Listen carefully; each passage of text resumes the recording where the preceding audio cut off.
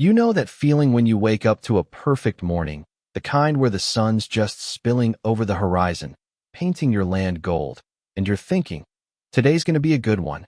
That was me, standing on my porch in Willow Creek, Texas, coffee in hand, looking out at my family's ranch acres of rolling grass my granddad worked his whole life to keep free and clear.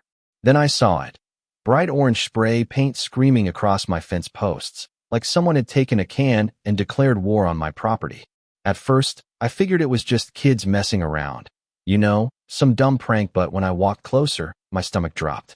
Those marks weren't random. They stretched down the entire property line, deliberate, like someone was staking a claim.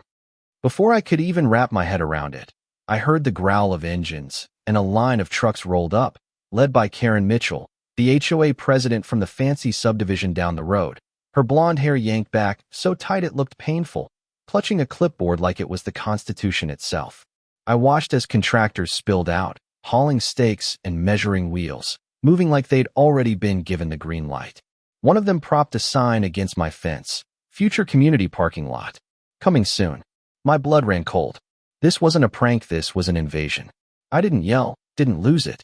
I just walked to the heavy iron gate my granddad built, slammed it shut, and turned the lock with a click that echoed like a gunshot.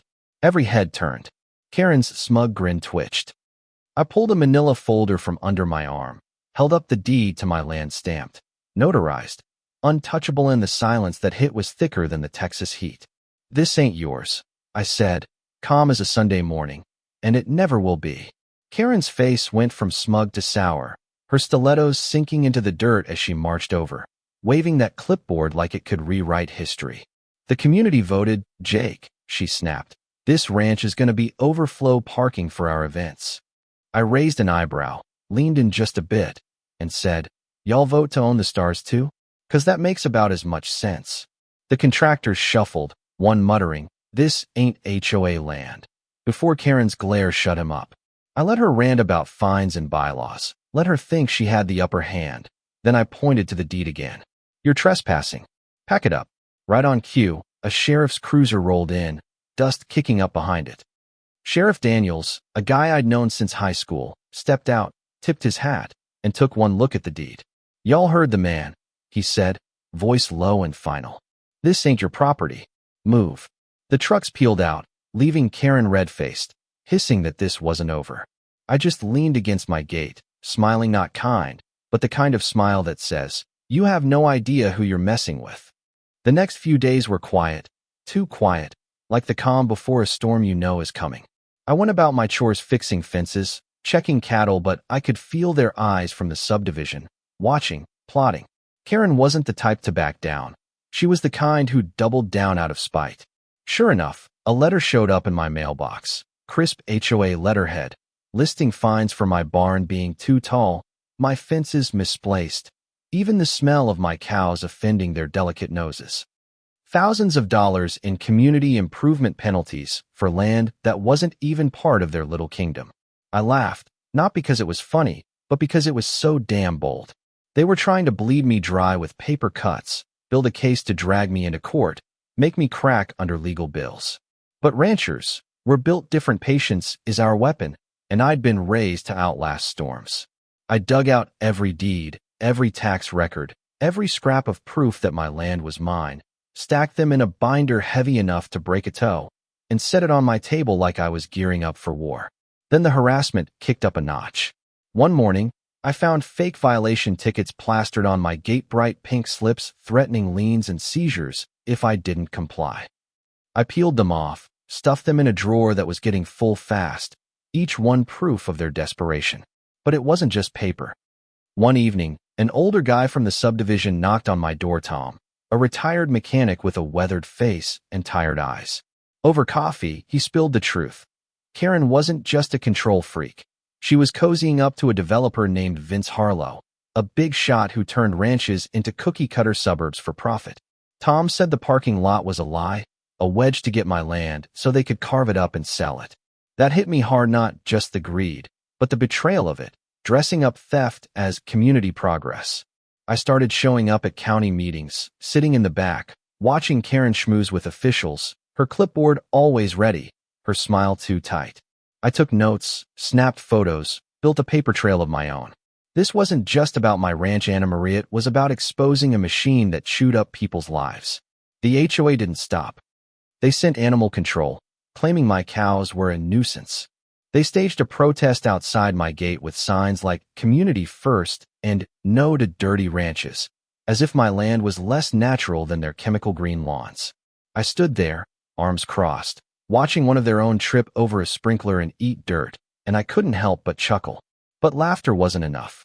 I met with a lawyer, Sarah, a no-nonsense woman who looked at my binder and grinned like she'd just been handed a winning lottery ticket. "They're digging their own grave," she said.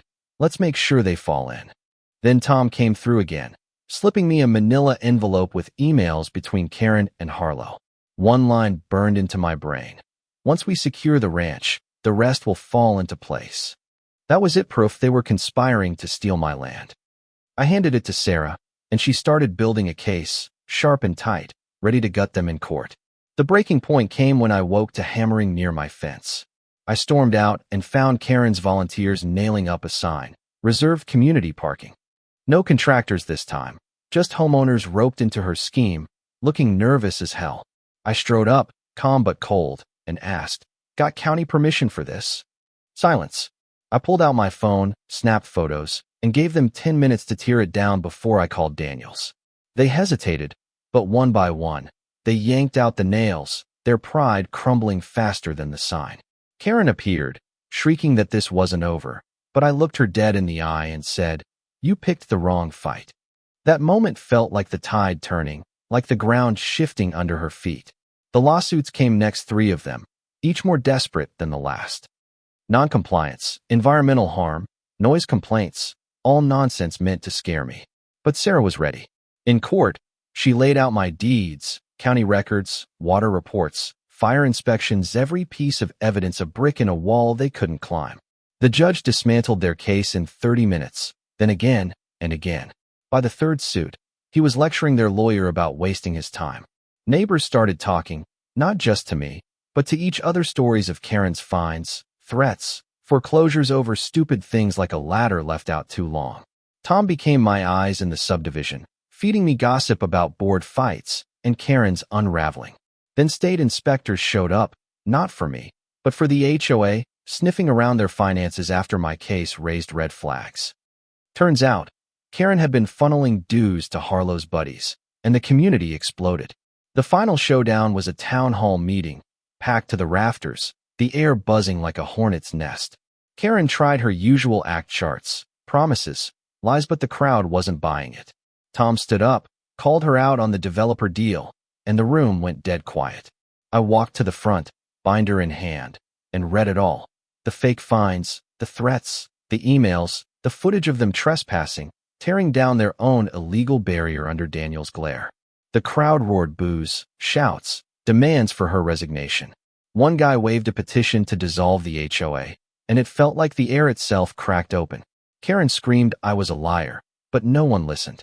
She'd lost them, all of them, her empire nothing but dust. The HOA collapsed fast after that. The county froze their accounts, found proof of stolen dues, and whispers of jail time started circling. Karen's loyalists bailed, and the petition to dissolve passed unanimously. She stood there, shouting into a room that ignored her, a queen with no crown. My ranch stood untouched, the gate a legend. Now kids touched it like it was magic. Neighbors leaned on it to chat. Karen? Some say she left town. Others say she's hiding behind drawn curtains. Her yard a mess, her power gone. I don't care. What matters is the neighborhood free, alive, laughing again. That night, under the stars, I stood by my gate, my granddad's voice in my head. This land's a promise, Jake. Hold it tight. I did. And I won. So what do you think? Ever dealt with a bully like Karen? Someone who thought they could push everyone around? Drop a comment. Tell me your story. What would you have done at that gate? Let's talk about standing up, fighting back, and what justice really looks like.